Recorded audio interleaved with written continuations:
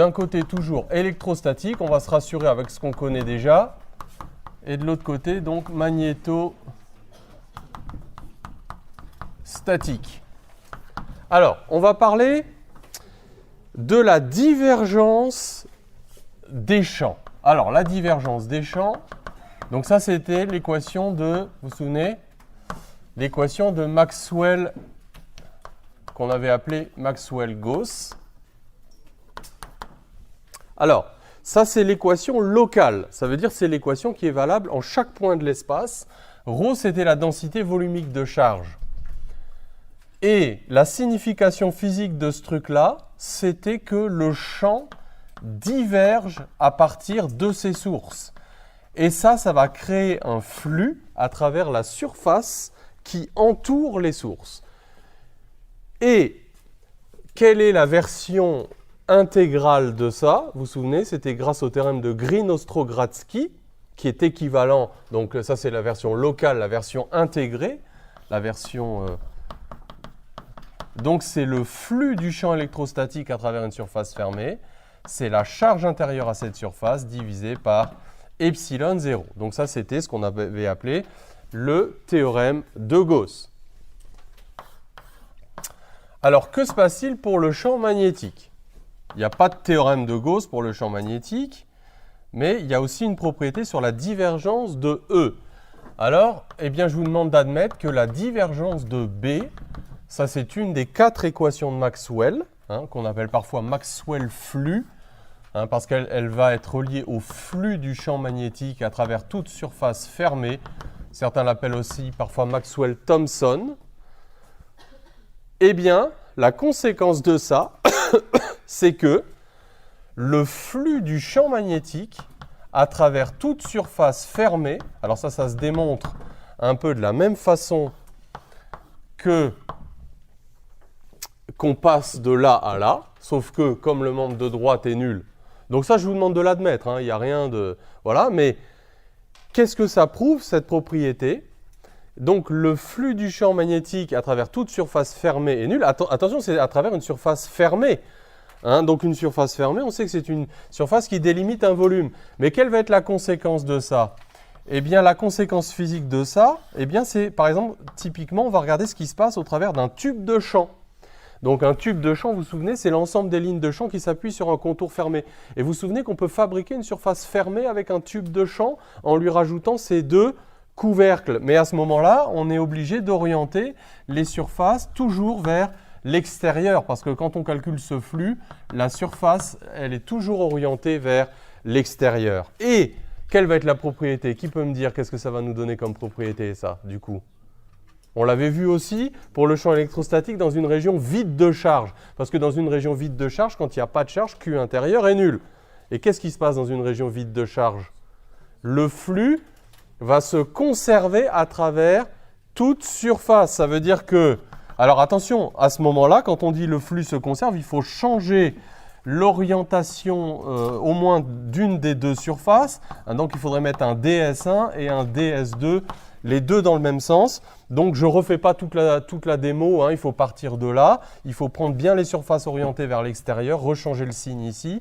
Donc on aura le flux du champ B à travers la surface S1 qui sera égal au flux du champ B à travers la surface S2. Mais attention, là, les deux surfaces doivent être orientées dans le même sens. C'est exactement la même chose que la conservation d'un débit massique ou d'un débit volumique, il faut le voir comme ça, dans un tuyau qui se resserre. Vous avez la conservation du flux. C'est exactement la même chose, nous dit cette relation-là. Le flux du champ magnétique se conserve. Et vous voyez que ça, c'est une propriété générale du flux, qui est des charges, qui est pas de charge, qui est des courants, qui est pas de courant, peu importe.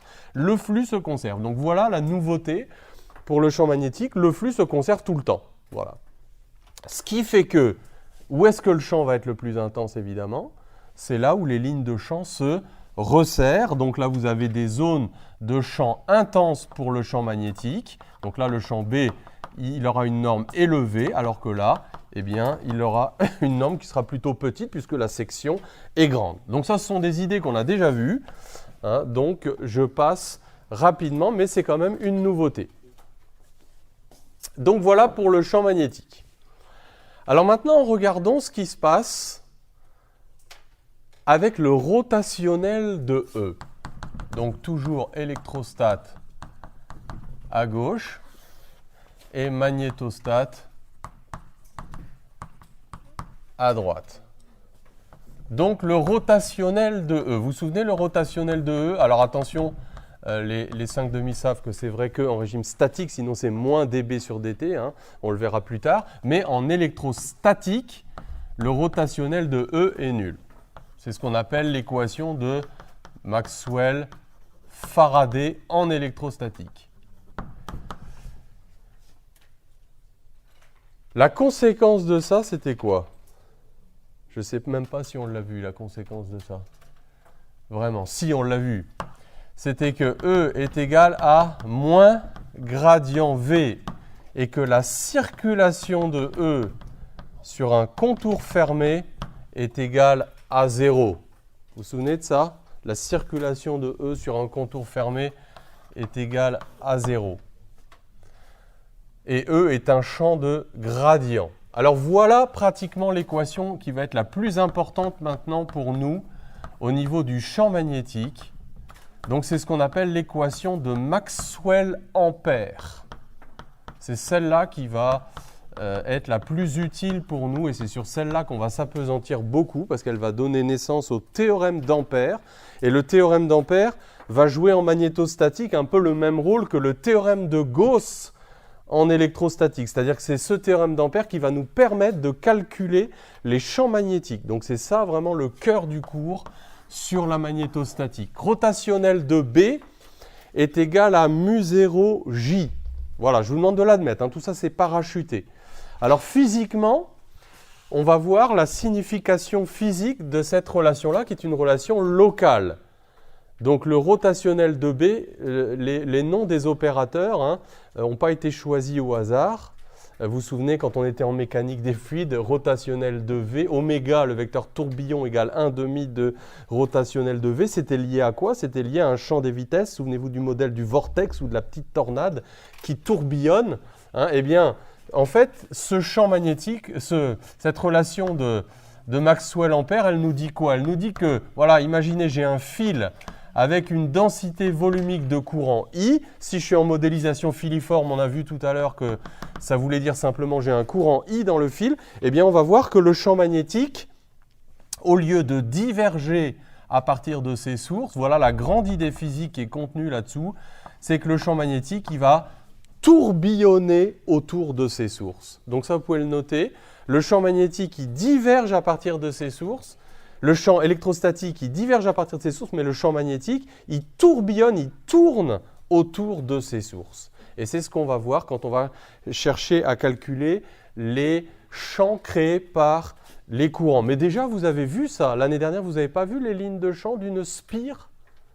Si, vous avez vu les lignes de champ d'une spire. Vous avez vu déjà qu'elles tournaient autour de la spire. La spire forme un petit moment magnétique. On y reviendra. Alors ça, c'est l'équation de Maxwell-Ampère qui va donner lieu à ce qu'on appelle le théorème d'Ampère. Alors qu'est-ce que c'est que le théorème d'Ampère? C'est le théorème le plus important de ce chapitre. Donc le théorème d'Ampère, alors attention, c'est une circulation, le théorème d'Ampère.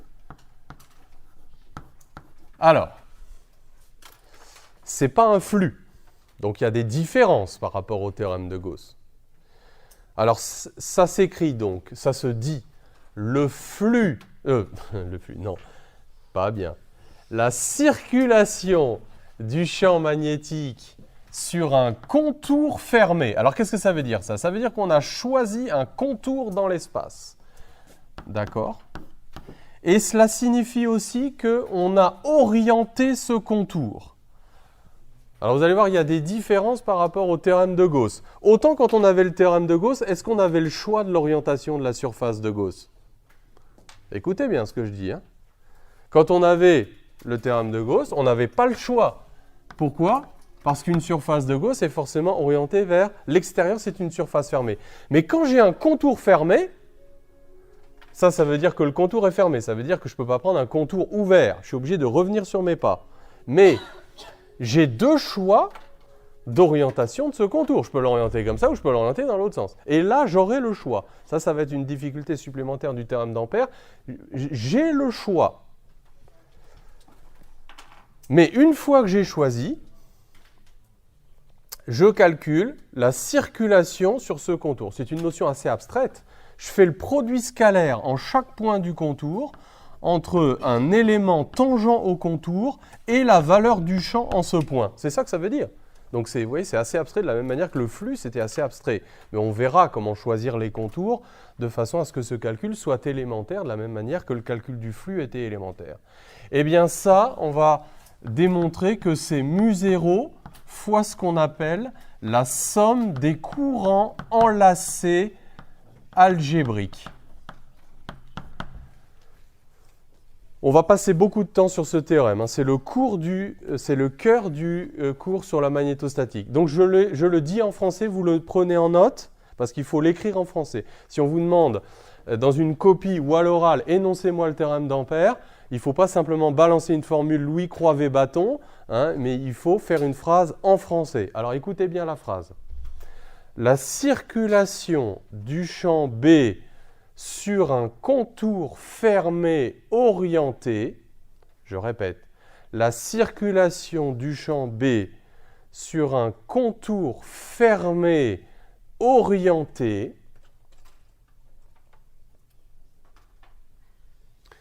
est égale à μ0, alors c'est une constante,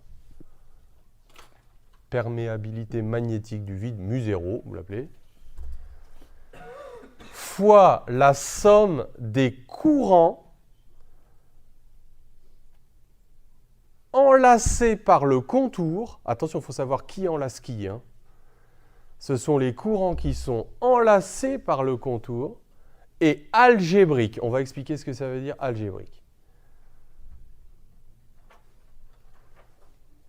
Alors, vous allez tout de suite comprendre parce qu'on va démontrer le passage de là à là, qui est officiellement au programme, j'ai bien vérifié, par la formule de Stokes. C'est dans la démonstration en fait que vous allez comprendre. C'est assez abstrait, je reconnais cette affaire-là. C'est assez abstrait, c'est assez mathématique comme ça, mais bon, c'est un intermédiaire de calcul pour calculer les champs B, de la même manière que le théorème de Gauss, c'était un intermédiaire de calcul. Donc vous voyez, on fait une circulation autour des sources du champ, parce que le champ il tourbillonne autour de ses sources. Alors on démontre le passage. Donc c'est basé sur la formule de Stokes. Alors vous vous souvenez de la formule de Stokes? Alors la formule de Stokes. Il y a deux formules comme ça, Green-Ostrogradsky et Stokes. Alors, qu'est-ce qu'elle nous dit?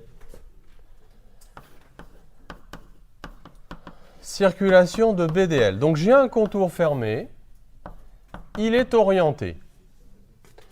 Alors écoutez bien. Que dit la formule de Stokes? Chaque mot est important. Elle nous dit que la circulation d'un champ de vecteurs sur un contour, et ce champ de vecteurs pour moi, ça va être le champ magnétique, c'est le flux du rotationnel de ce champ de vecteurs à travers toute surface qui s'appuie sur le contour, mais attention, dont l'orientation est induite par le choix du sens de parcours sur le contour. Je répète. La circulation de B sur un contour fermé orienté est égale au flux de son rotationnel à travers toute surface qui s'appuie sur le contour et dont l'orientation est induite par le choix du sens de parcours sur le contour. Qu'est-ce que ça veut dire? Ça veut dire que très simplement, une fois que j'ai choisi un contour et que j'ai choisi une orientation, j'ai insisté sur le fait que je peux choisir. J'ai implicitement défini un sens positif pour toute surface qui va s'appuyer sur le contour. Alors, qu'est-ce que je peux prendre comme surface? En fait, je peux prendre n'importe quoi. Je ne l'ai pas vraiment démontré, ça, hein, mais je vous demande de l'admettre que je peux choisir n'importe quelle surface qui s'appuie sur le contour. Donc, je peux prendre une surface. Si, par exemple, le contour est plan, attention, ce n'est pas obligé que le contour soit plan, hein. Peut-être qu'il n'est pas plan, mais pour nous, ils seront toujours plans. Alors, soyons simples. Je vais prendre le contour qui s'appuie sur le contour comme ça, la surface. Et le DS, il est comment? Regardez, règle de la main droite. Ou la règle du tire-bouchon, ou la règle de la main droite. Donc, je tourne avec les doigts de ma main droite dans le sens que j'ai choisi, et c'est le pouce qui me donne l'orientation du DS. Donc, ce que dit ce théorème, c'est que c'est pareil de calculer la circulation sur le contour que de faire le flux du rotationnel de B. Alors, quand on avait fait la tornade, hein, j'avais déjà balancé cette formule, mais je vous avais dit que c'était très abusif. Maintenant, c'est vraiment important. Hein, donc là, maintenant, ça y est, il faut y aller. Hein. Donc, c'est le flux du rotationnel de B à travers cette surface. Et pourquoi il n'y a pas de rond? Attention, les ronds, vous ne les mettez pas comme ça, là où vous avez envie. Là, il n'y a pas de rond, parce que... Là, il y a un rond parce que le contour est fermé. Mais là, il n'y a pas de rond parce que la surface qui s'appuie sur le contour en elle-même ne constitue pas une surface fermée. C'est quoi une surface fermée? Une surface fermée, c'est une surface qui délimite un volume. Donc, en elle-même, cette surface n'est pas fermée. Voilà. Mais que dit Maxwell Ampère? Il me dit que rotationnel de B, c'est pas n'importe quoi. C'est mu0j.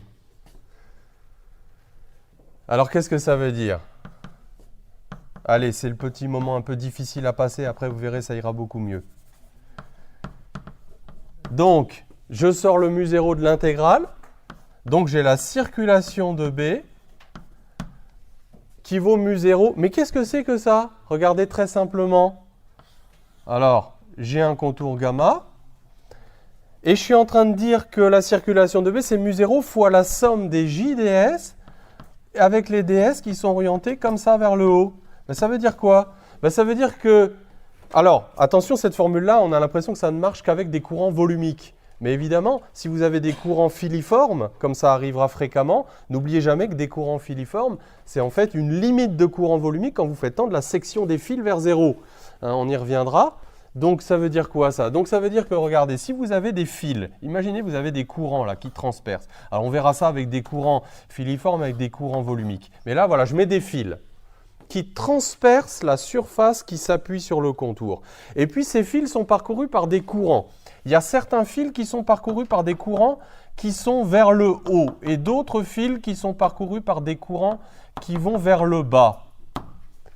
Qu'est-ce que c'est que la somme des JDS sur toute la surface? Ben ça, c'est la somme des courants. Pourquoi on dit que c'est algébrique? Ben parce qu'il y a des courants qui vont transpercer la surface dans le sens positif défini par DS. Ceux-là, je vais les compter positivement dans mon intégrale. Et il y a des courants qui vont transpercer la surface. Vous voyez ça comme un tambour hein, qui s'appuie sur le contour. Il y a des courants qui vont transpercer négativement. Mais eux, dans mon intégrale, J et DS seront en sens contraire. Donc, ils devront être comptés négativement. Donc, sur mon exemple là, regardez ce que ça donne. Regardez ce que ça veut dire. Ça veut dire que ça va faire mu0. Tous les courants qui transpercent dans le sens positif de DS, je les compte positivement.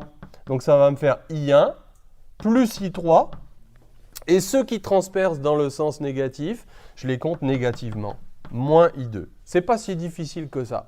Donc, que dit le théorème d'Ampère? Si on résume tout, très très simple. Il dit que vous n'êtes pas obligé, vous n'allez pas refaire ça à chaque fois, il faut l'avoir compris une fois, mais après, c'est tout. On avance. La circulation de B sur un contour fermé orienté, c'est mu0 fois... Alors, des fois, j'ai mis I enlacé algébrique. J'aurais pu mettre la somme. Des fois, on met une somme comme ça pour bien montrer qu'en fait, on fait la somme de tous les courants. Quand je mets I enlacé, ça veut dire que c'est le courant total. Ça veut dire quoi? Ben, ça veut dire que I enlacé. Pourquoi enlacé?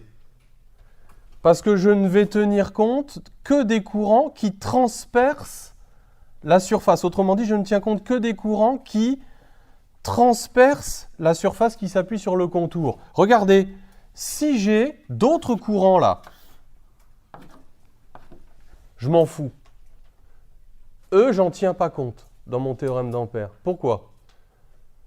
Parce qu'ils ne transpercent pas la surface qui s'appuie sur le contour. Ça, c'est l'analogue de quoi avec le théorème de Gauss?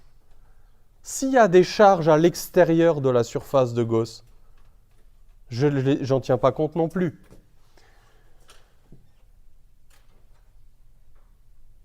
Et donc c'est I enlacé, donc je tiens compte que des courants qui sont enlacés par le contour d'Ampère. Et algébrique, pourquoi algébrique? Parce que si les courants sont dans le même sens que ds, transpercent positivement dans le sens de ds, je les compte positivement, et s'ils sont dans le sens contraire, je les compte négativement. Alors on va apprendre abondamment à se servir de ce théorème-là. C'est le théorème le plus important de ce cours.